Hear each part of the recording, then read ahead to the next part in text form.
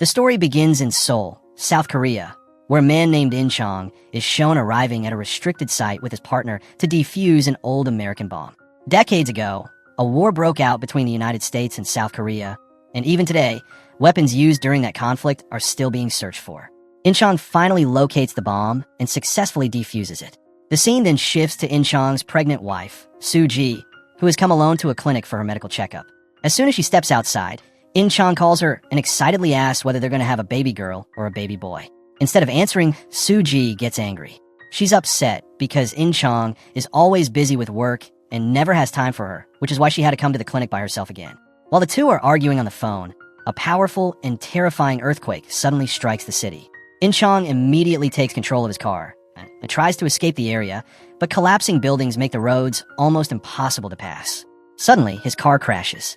Thankfully, In Chong isn't injured, so he gets out of the car and rushes toward his home, as half the city is left completely destroyed. Soon, news channels are flooded with reports about the earthquake.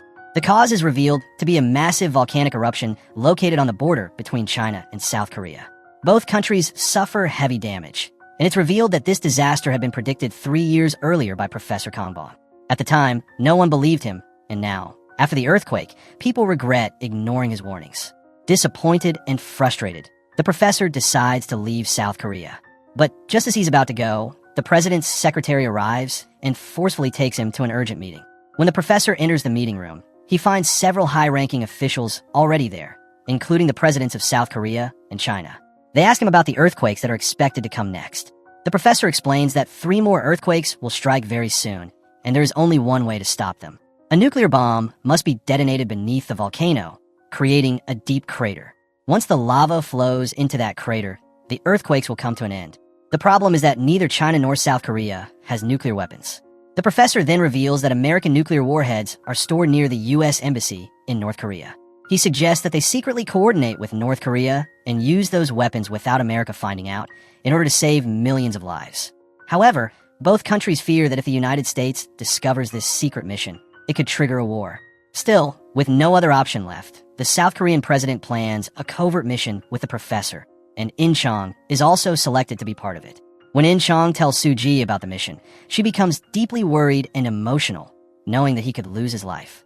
Even so, for the sake of the country, Soo Ji gives him permission to go, and the moment becomes extremely emotional for both of them. The next day, a special team is formed for the mission, and plans are made to free a prisoner named Jun Pyong from a South Korean prison. He is the only one who knows where the American nuclear weapons are stored.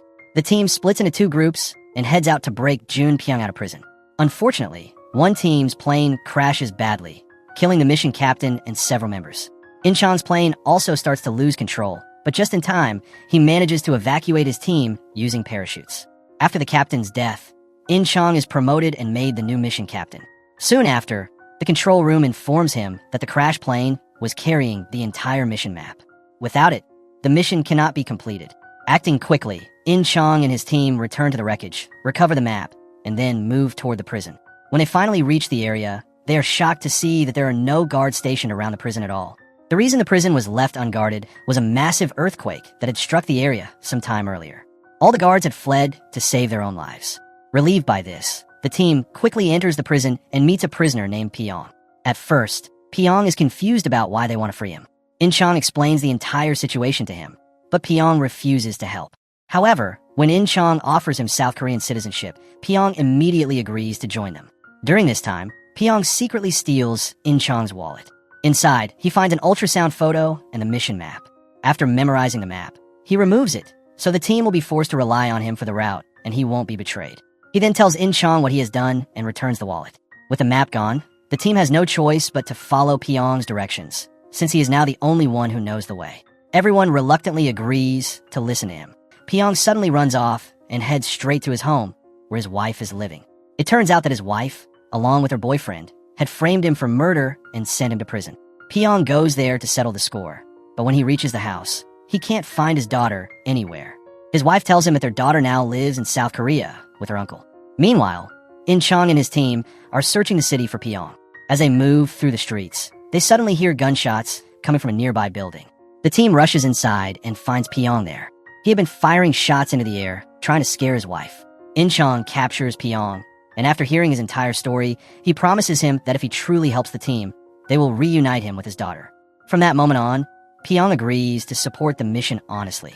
He immediately leads them to the location where the American nuclear bombs are stored. However, the area is heavily guarded by soldiers who are closely monitoring the site. As soon as they spot In Chong's team, the soldiers open fire, and a fierce gunfight breaks out between the two sides. In the end, In Chong's team comes out on top and quickly reaches the secret chamber where the nuclear warheads are kept. They begin inserting the warheads into a specially designed bomb. Meanwhile, Pyong is locked away to make sure he doesn't cause trouble or attempt to escape.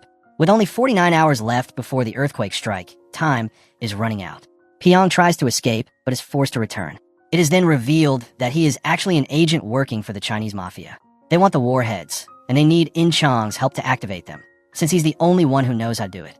To achieve this, Pyong saves the team's lives and helps them get out of the facility. At the same time, Suji is crossing a bridge when a powerful volcanic eruption suddenly occurs. The bridge collapses, and a massive tsunami surges through the river, taking countless lives with it.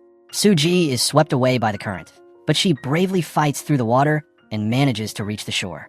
Meanwhile, the professor receives shocking new information. The next volcanic eruption will not happen in 2 days as expected, but in just 22 hours. Even worse, the mine where the bombing was planned is incorrect.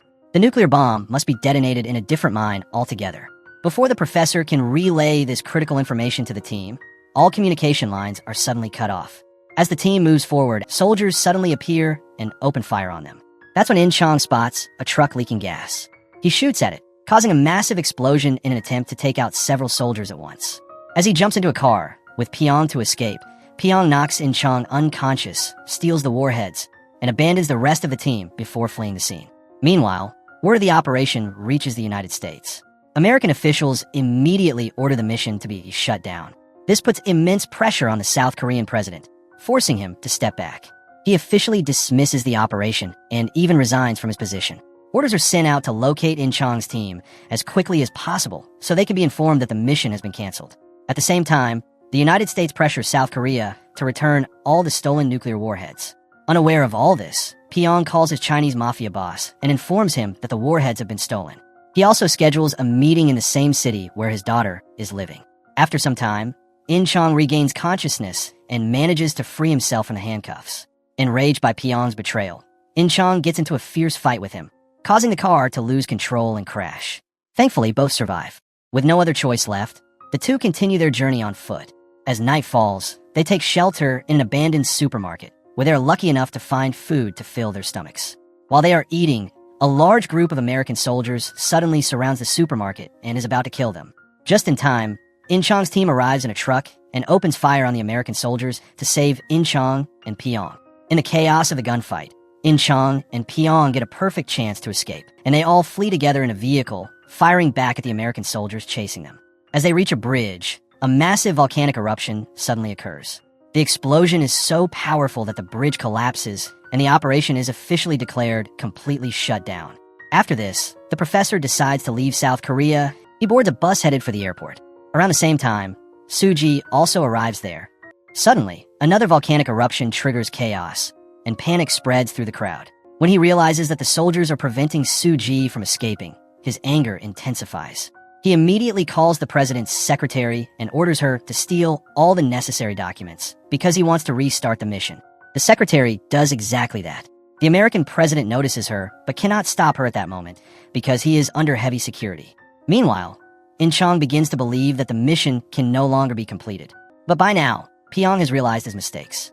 He creates a map for In Chong and then sets off to find his daughter. In the city, he finally finds her, but she doesn't recognize him. Just then, Chinese gang members arrive and demand the warheads. Pyong explains that he no longer has them and that he gave them to In Chong. Hearing this, the gang members shoot him. Moments later, American soldiers arrive and open fire on the Chinese gang. On the other side, the professor somehow manages to contact In Chong and tells him about the correct mine. However, In Chong doesn't know the exact route because he only has half of the map. To complete it, he heads to the city where Pyong was last seen. When In Chong arrives, he is stunned to see the city caught in a brutal warlike situation. Suddenly, the ground begins to shake again, and both sides flee in fear. In Chong tells all his teammates to evacuate immediately and decides to head toward the mine alone. Pyong, who knows the route, chooses to go with him. On the way, In-chong calls Suji, unsure if he will survive. Soon, the two reach the mine and carry the bomb toward the elevator. But when the power goes out, the elevator stops working. Seeing no other option, In-chong decides to go down alone with the bomb, even though there's no way back. But Pyong, already badly wounded, chooses to take his place. He tells In-chong that he is doing this for his daughter's future and asks him to take care of her. With those words, Pyong goes down, detonates the bomb, and completes the mission, sacrificing his life. In-chong manages to escape to a safe distance. Amid the violent earthquake shocks, Suji gives birth to a baby. In the final scene, In-chong is shown with his family, along with Pyong's daughter, and the movie comes to an end.